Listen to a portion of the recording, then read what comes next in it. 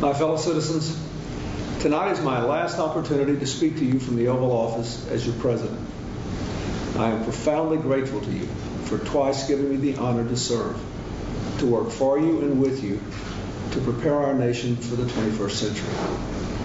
And I'm grateful to Vice President Gore, to my cabinet secretaries, and to all those who have served with me for the last 8 years.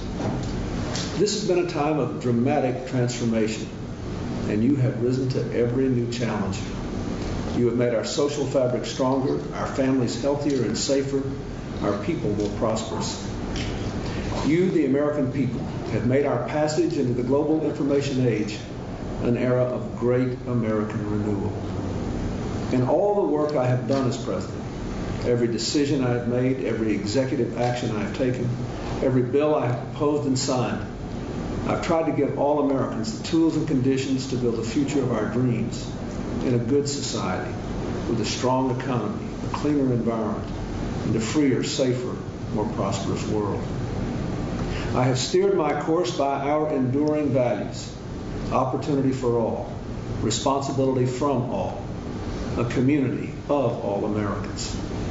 I have sought to give America a new kind of government, smaller, more modern, more effective, full of ideas and policies appropriate to this new time, always putting people first, always focusing on the future. Working together, America has done well. Our economy is breaking records with more than 22 million new jobs, the lowest unemployment in 30 years, the highest home ownership ever, the longest expansion in history. Our families and communities are stronger. 35 million Americans have used the family leave law. 8 million have moved off welfare. Crime is at a 25-year low. Over 10 million Americans receive more college aids, and more people than ever are going to college. Our schools are better. Higher standards, greater accountability, and larger investments have brought higher test scores and higher graduation rates. More than 3 million children have health insurance now, and more than 7 million Americans have been lifted out of poverty. Incomes are rising across the board. Our air and water are cleaner. Our food and drinking water are safer. And more of our precious land has been preserved in the continental United States than at any time in 100 years. America has been a force for peace and prosperity in every corner of the globe. I'm very grateful to be able to turn over the reins of leadership to a new president, with America in such a strong position to meet the challenges of the future. Tonight I want to leave you with 3 thoughts about our future. First, America must maintain our record of fiscal responsibility. Through our last 4 budgets, we've turned record deficits to record surpluses, and we've been able to pay down $600 billion of our national debt, on track to be debt-free by the end of the decade for the first time since 1835.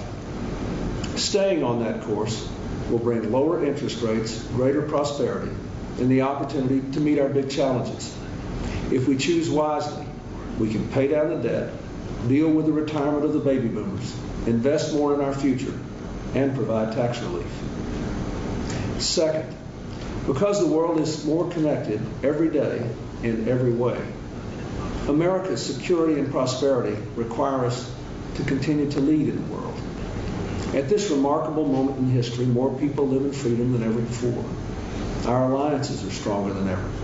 People all around the world look to America to be a force for peace and prosperity, freedom and security.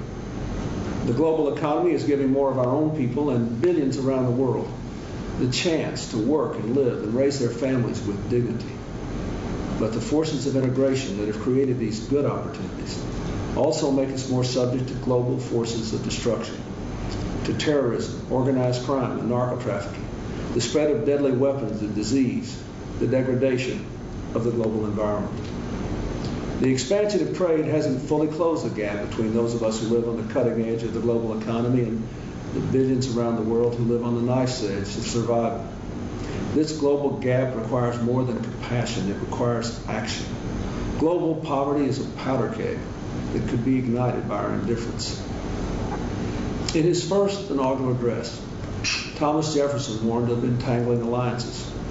But in our times, America cannot and must not disentangle itself from the world.